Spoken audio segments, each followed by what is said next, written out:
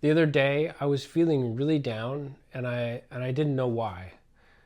It was on a Wednesday, which is usually a really productive day for me, but it felt like all the energy had just been drained from my body. And because I had expectations of doing a bunch of things, writing music, practicing drums, working on the podcast, you can understand why I felt disappointed. I was disappointed that this list of things was probably not going to get done, but mostly I think I was disappointed in myself.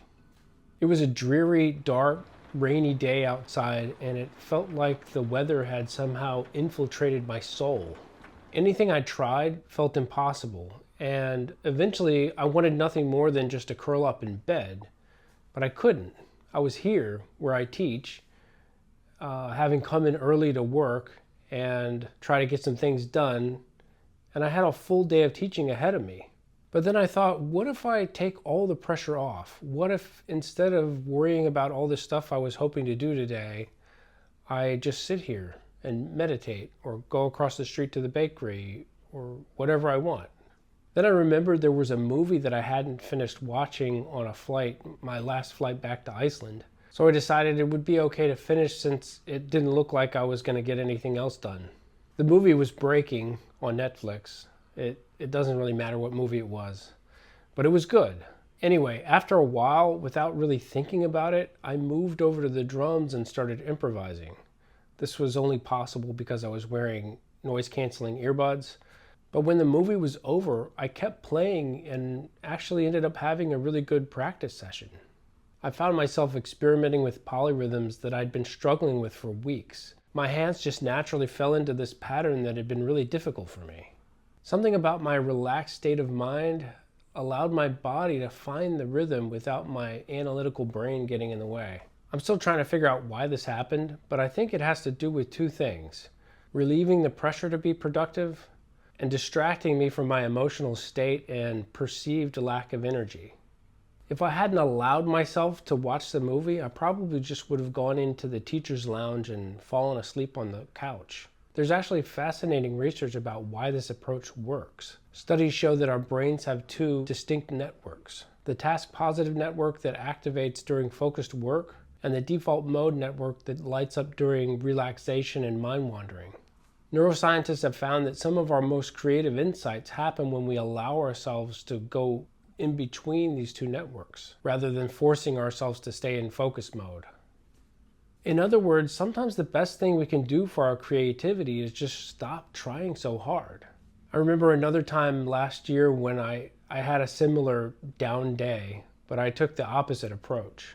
There was a rehearsal for an upcoming gig with my quartet, and there was an unfinished piece of music that I felt like I needed to have on the concert. So I forced myself to sit at the piano until it was finished. What I created was technically finished, but when it came time to play it with the band, it didn't really work. Ultimately, I ended up not using it because it lacked something that I want to have in everything that I make: joy. Thinking back on this experience actually reminds me of Ali Abdaal's book, Feel Good Productivity, which I've talked about in a previous episode. In the book, Ali talks about the idea that we're actually the most productive when we actually are enjoying what we're doing, not when we're forcing ourselves through willpower alone. Pushing ourselves to be hyper-motivated, nose to the grindstone, diligent workers, even when we don't feel up to it, does not lead to great creative work. Especially with this kind of work, it should feel like play. We should be enjoying the process, not slogging through it. Over the years, I've collected a few reliable ways to accept these down days instead of fighting against them.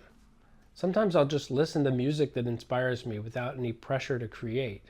Other times I'll change my environment completely. This could be as simple as moving to a different room or going out for a walk. And using productive procrastination, where I avoid one creative task by working on another, for instance, working on graphic design instead of music.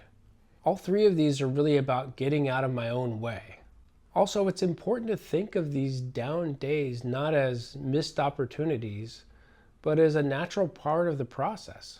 We can't be productive all the time, And these seemingly unproductive days can actually be part of a creative compost that's needed for periods of new growth. So in the last episode, I pointed out how I had increased my productivity by 700%, which is true, but that doesn't mean that I'm productive 100% of the time.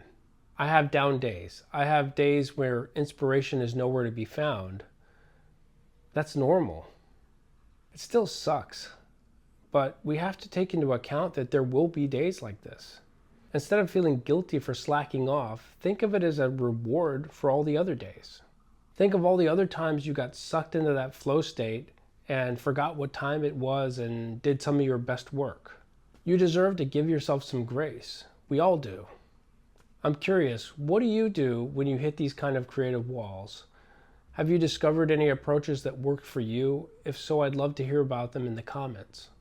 And if you want to get deeper into ways to handle struggles as a creative person, check out the episode I did about how to stay creative when life is hard, which you can click on here. Thanks so much for hanging out. I'll catch you in the next episode. Until then, keep the flow.